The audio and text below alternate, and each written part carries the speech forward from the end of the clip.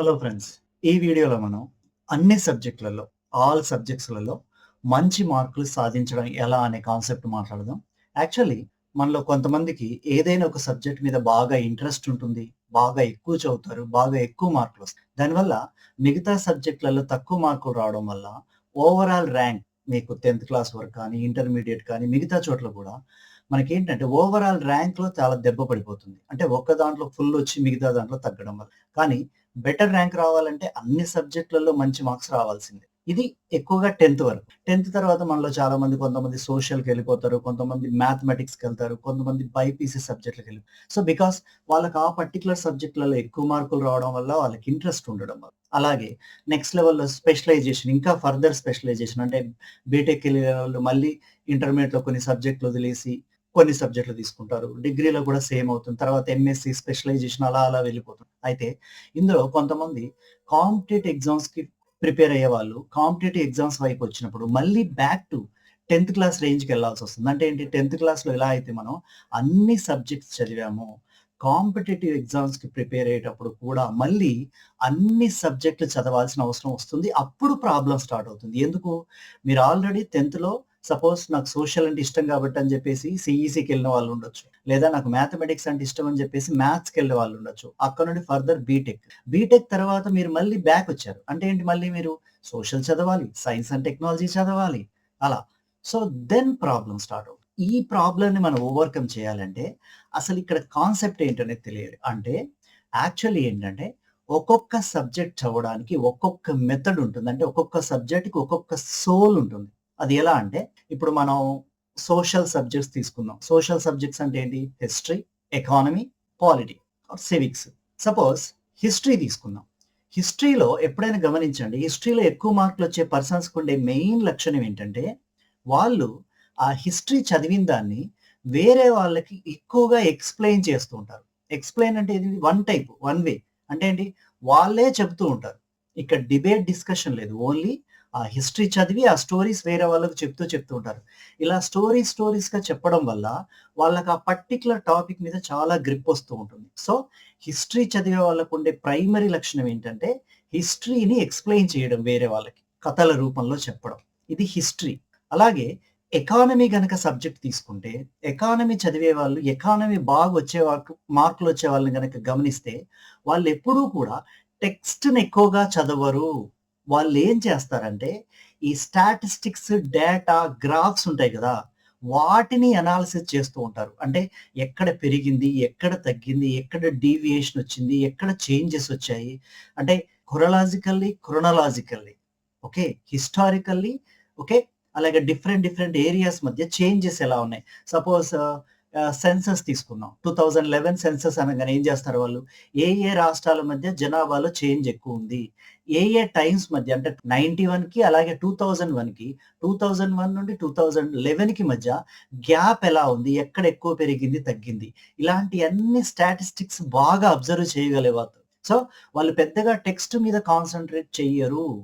Data మీద concentrate చేస్తారు. So, వాళ్ళకి ఎకానమీలో మార్క్స్ ఎక్కువొస్తాయి. So, concepts plus data.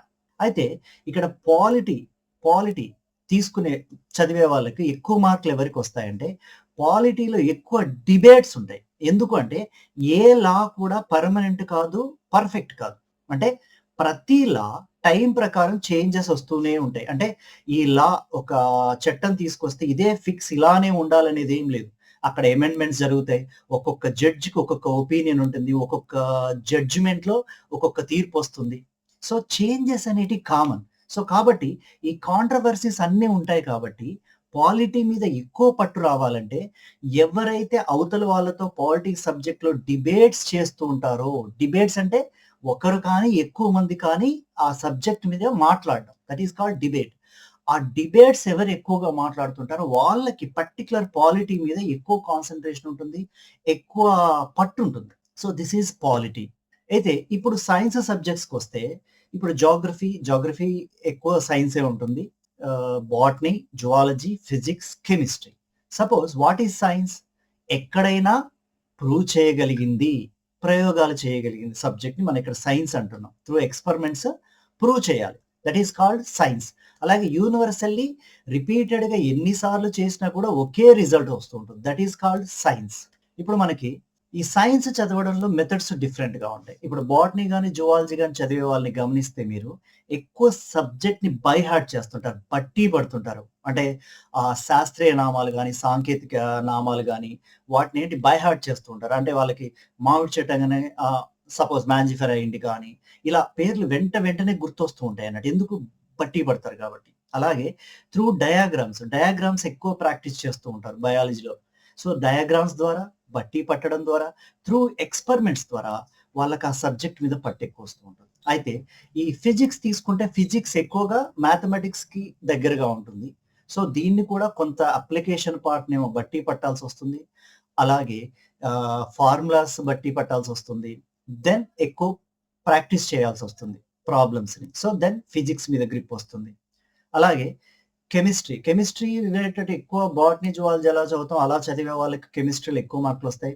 అలాగే మ్యాథమెటిక్స్ చేసే వాళ్ళకి కెమిస్ట్రీలో కొద్దిగా తక్కువ మార్కులొస్తుంటాయి. ఎందుకంటే ఆ మెథడే డిఫరెంట్‌గా ఉంటుంది. ఇక్కడ కూడా బట్టి పట్టాల్సిందే. ఓకే. కెమిస్ట్రీని కూడా ఎవరైతే ఎక్కువ బట్టి పడుతుంటారో వాళ్ళకి ఎక్కువ మార్కులొస్తాయి.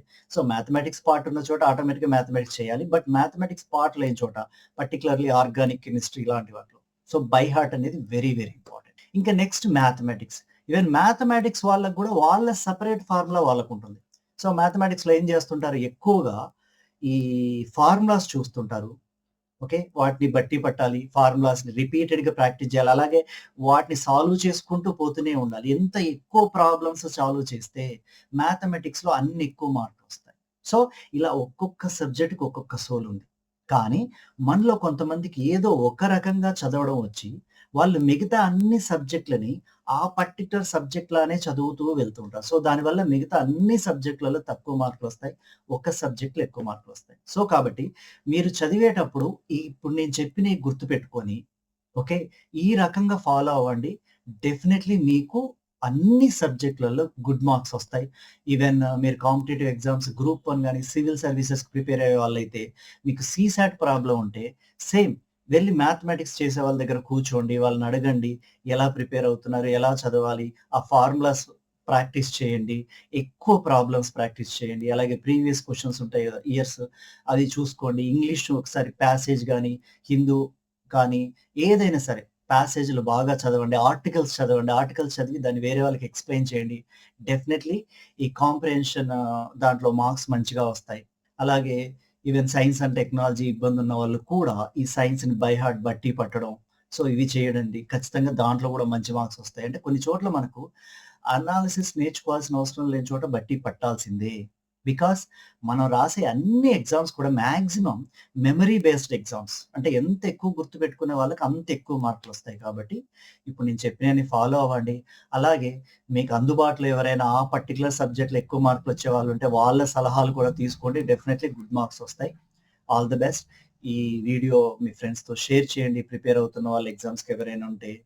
అలాగే మీకు నచ్చితే లైక్ చేయండి. అలాగే మా యూట్యూబ్ ఛానెల్ సబ్స్క్రైబ్ చేసుకోండి. Thank you.